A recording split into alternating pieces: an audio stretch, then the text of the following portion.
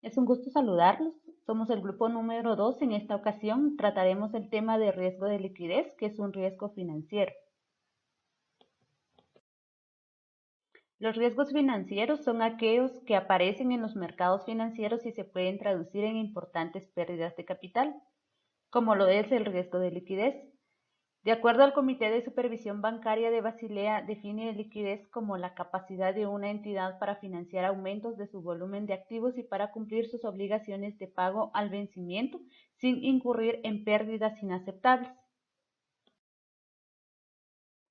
El riesgo de liquidez se define como la pérdida potencial por la imposibilidad o dificultad de renovar pasivos o de contratar otros en condiciones normales para la institución, por la venta anticipada o forzosa de activos a descuentos inusuales para hacer frente a sus obligaciones.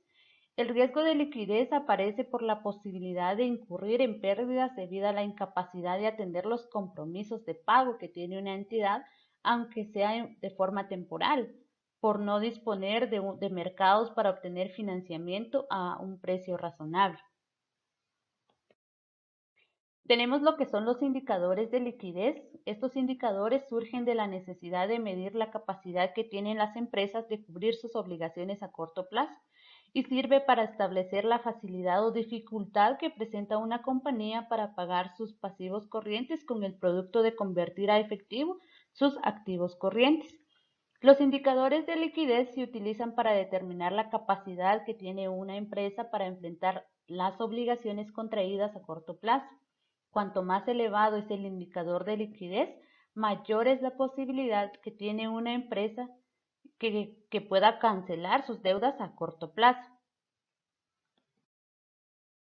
Tenemos los indicadores de liquidez, que sería la liquidez general, activo corriente dividido pasivo total, indica cuánto posee la empresa en activos corrientes para cada quetzal de deuda total.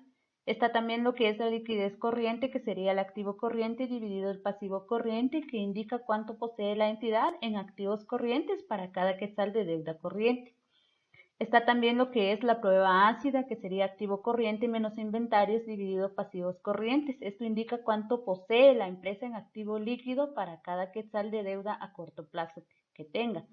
Y está lo que es el capital de trabajo, que sería el activo corriente menos pasivo corriente. Indica los recursos con los que cuenta la entidad para desarrollar sus actividades. Estos indicadores, cuanto mayor son, mejor son para la entidad, pues indican mayor liquidez. Tenemos el otro tema, que sería la volatilidad del flujo de caja.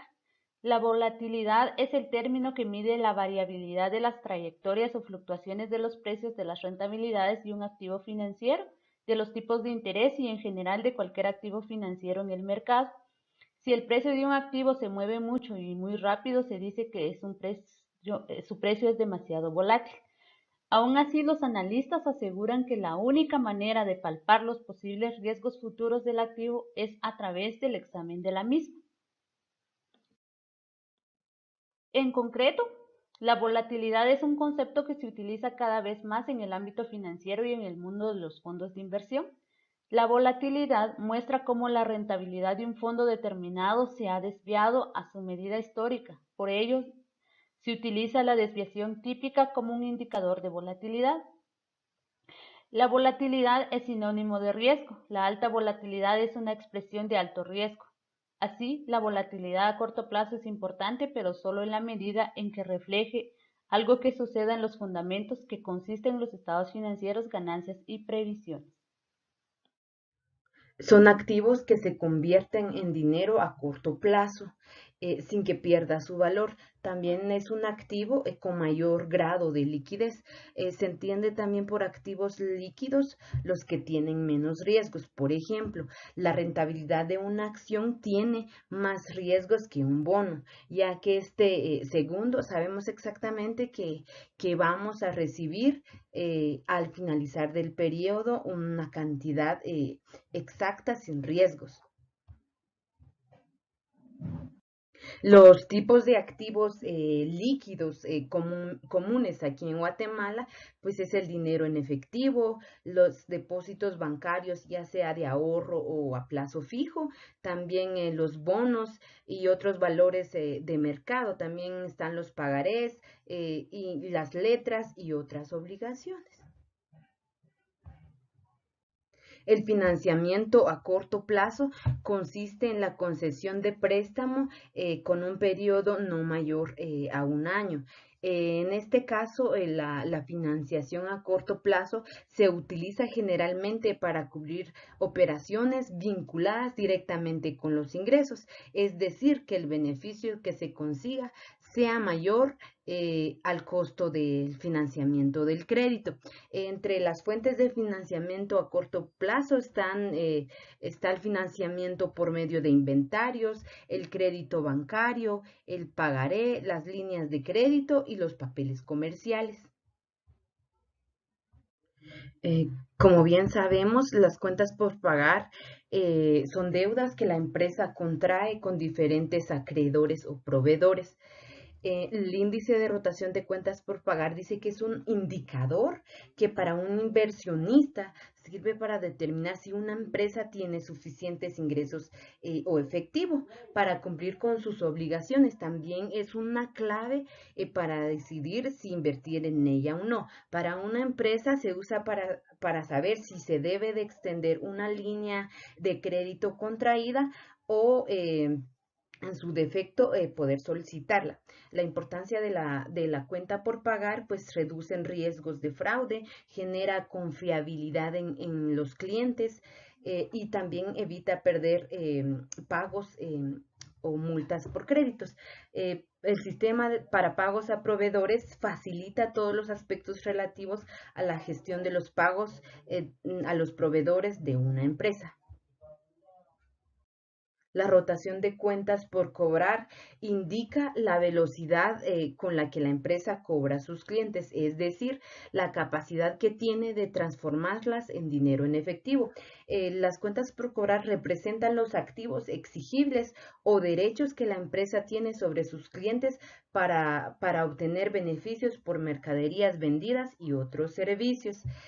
Algunas estrategias para optimizar la rotación de cuentas por cobrar son reducir los plazos, requerir depósito inicial, agilizar procesos de facturación, establecer incentivos de pronto pago, establecer políticas especiales.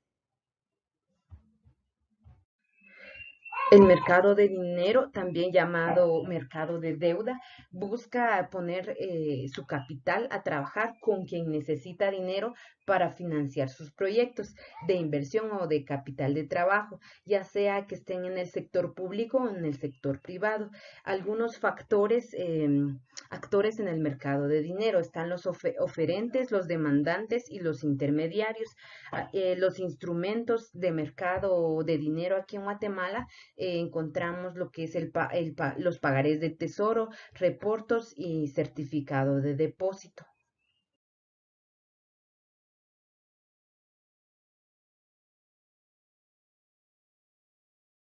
Continuamos exponiendo el tema de riesgo de liquidez y en esta ocasión hablaremos sobre lo que es gestión. Y gestión es un enfoque estructurado para manejar la incertidumbre relativa a una amenaza a través de una secuencia de actividades que incluyen la identificación, el análisis y la evaluación de riesgo, para luego establecer las estrategias de su tratamiento utilizando recursos gerenciales que incluyen transferir el riesgo a otra parte, evitarlo, reducir el impacto negativo del riesgo y aceptar algunas o todas las consecuencias de un riesgo particular mediante una decisión informada. La gestión de riesgo financiero se enfoca en los riesgos que pueden ser manejados usando instrumentos financieros y comerciales. Hablemos sobre el control. Control es analizar el funcionamiento, la efectividad y el cumplimiento de las medidas de protección para determinar y ajustar sus deficiencias. Las actividades del proceso tienen que estar integradas en el plan operativo institucional, donde se define los momentos de las intervenciones y los responsables de ejecución. Medir el cumplimiento y la efectividad de las medidas de protección requiere que levantemos constantemente registros sobre la ejecución de las actividades, los eventos de ataques y sus respectivos resultados. Dentro de la gestión y control tenemos lo que es el gobierno corporativo.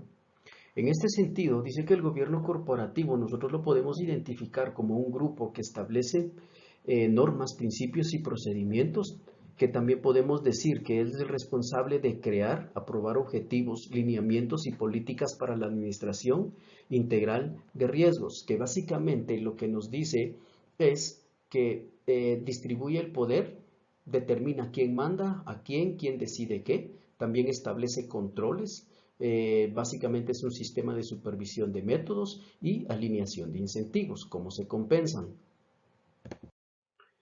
Un buen gobierno bien estructurado nos da como resultado una buena gobernanza, y una buena gobernanza ayuda a identificar y gestionar los riesgos, así como visualizar, planificar, dirigir, ejecutar, controlar y mejorar los procesos para perseguir los objetivos sin dejar de lado la sostenibilidad, implementando o mejorando.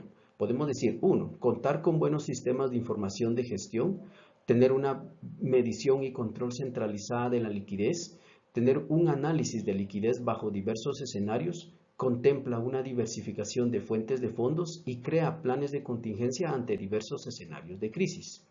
Otro de los componentes que tiene el tema de riesgos es las políticas y procedimientos. Básicamente las políticas son objetivos, lineamientos, políticas para la administración de riesgos, entre otros. Cuando hablamos de procedimientos nos referimos a la descripción de flujos de información, flujogramas, descripción del procedimiento de la política y representación esquemática del procedimiento descrito. Como políticas generales que adopta un gobierno de una entidad tenemos el perfil del riesgo, así como los objetivos sobre la exposición del mismo, la estructura organizacional que soporta el proceso de administración integral de riesgos, las facultades y responsabilidades de aquellas personas que desempeñen empleos o cargos que impliquen la toma de riesgos, los límites globales y en su caso específicos de exposición al riesgo y las medidas de control interno, así como las correspondientes para corregir las desviaciones que se observen a los límites de exposición al riesgo y niveles de tolerancia.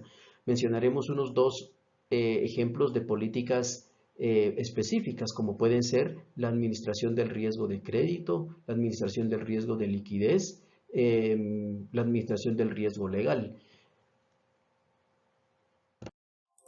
Continuando con la presentación, es muy importante conocer sobre el stress testing, pues es una metodología en la que se asume que el modelo es eficiente y que los resultados son confiables.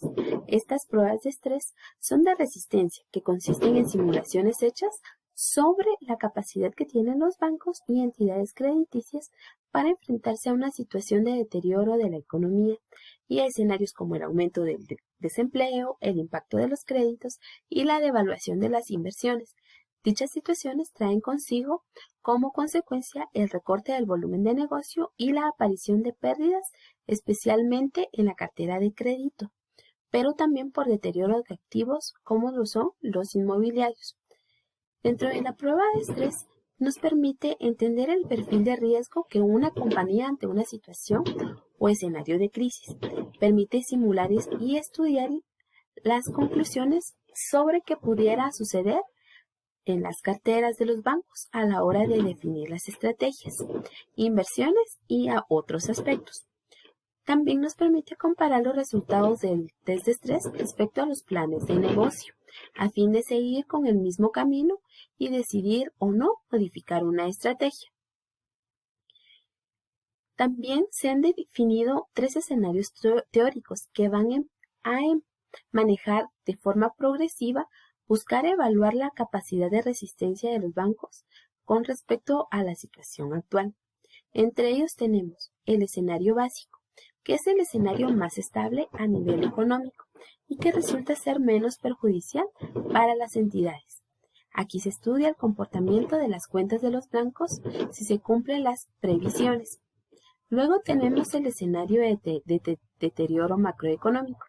En este se estudia la reacción de la banca ante una recaída en la recesión. Luego tenemos la crisis en la deuda soberana. Este tercer escenario le añade a los recortes macroeconómicos una supuesta crisis en la deuda soberana. Se busca con esta establecer la solvencia de la entidad en caso de que la inversión de las entidades en deuda arrojen pérdidas. Luego, también necesitamos conocer cuál es ese método de cálculo.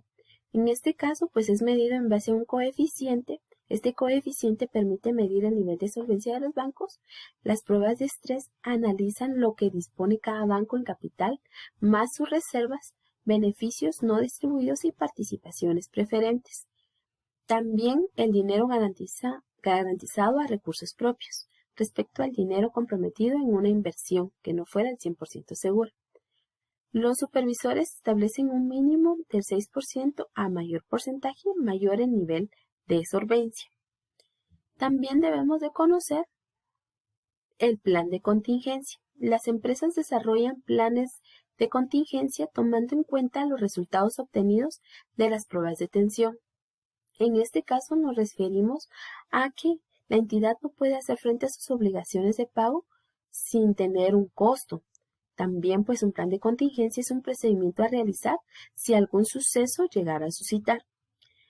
Una de las principales herramientas con las que debe contar toda entidad, pues, es con un plan de contingencia aprobado.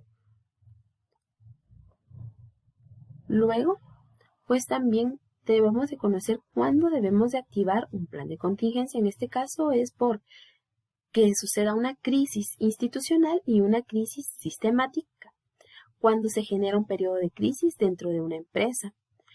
Por ejemplo, el tema COVID, los plazos establecidos para el pago de los impuestos, las inversiones del desarrollo en los planes estratégicos de la empresa, la estimación de los costos de las diversas alternativas de financiamiento de acuerdo a los escenarios o situaciones que tienen a falta de liquidez.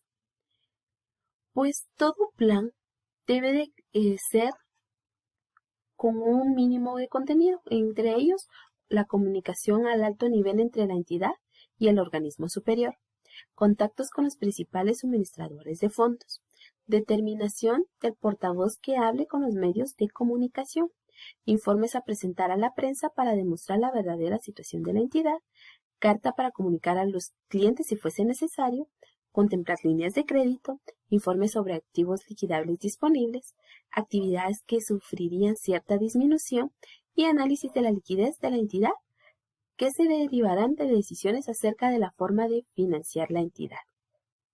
Pues finalmente todo plan de contingencia deberá ser evaluada cada vez que se realice una nueva prueba de tensión. Por el contrario, cuando uno de los factores del plan de contingencia presente algún fallo, esto conllevará una actualización de los planes desarrollados.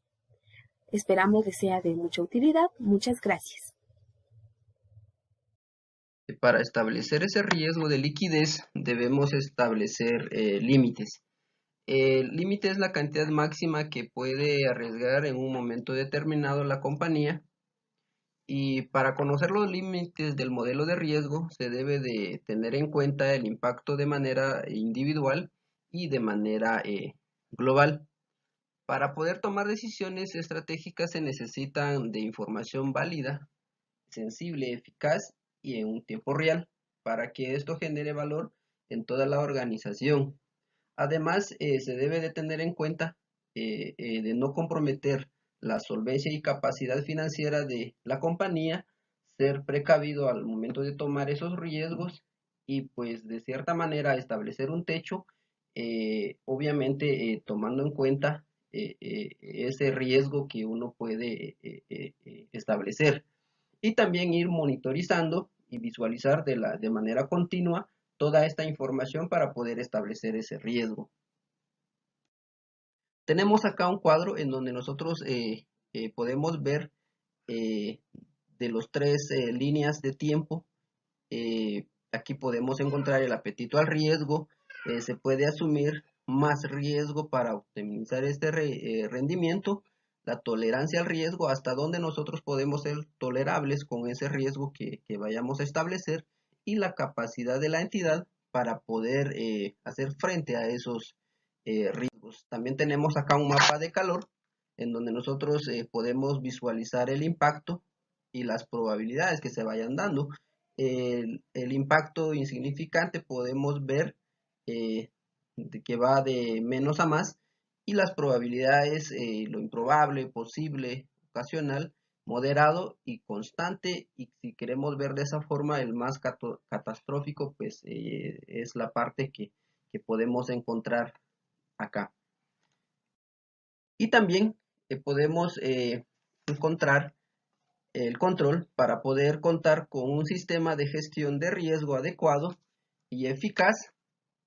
Uno de los factores más importantes a tener en cuenta es todo lo que está relacionado al tema de controles, puesto esto que son los encargados de mitigar las amenazas y a las que puede estar expuesta de manera interna o externa una entidad. Antes de definir los controles que se vayan a implementar dentro de la gestión de riesgo de liquidez, se debe evaluar la importancia del riesgo y a su vez debemos haber identificado con el fin de darle una clasificación que permita atender cuál sería la gravedad del asunto en el caso que llegar a presentarse una de estos riesgos. También tenemos el sistema de información. Es un conjunto de datos que interactúan entre sí con el fin de mitigar los riesgos de liquidez. La importancia de contar con un sistema de información radica en la eficiencia, en la correlación de una gran cantidad de datos ingresados a través de procesos diseñados con el objetivo de producir información válida para posteriormente tomar decisiones. Se caracteriza principalmente por la eficiencia que se realiza durante el proceso en el manejo de datos, y también se destaca por su diseño, la facilidad de uso, flexibilidad y mantenimiento automático de los registros, apoyo en la toma de decisiones. Es importante tener en cuenta que el sistema de información no debe de fallar, ya que en base a ellos, pues nosotros tomamos esas decisiones y establecer ese riesgo. Muchas gracias por su atención.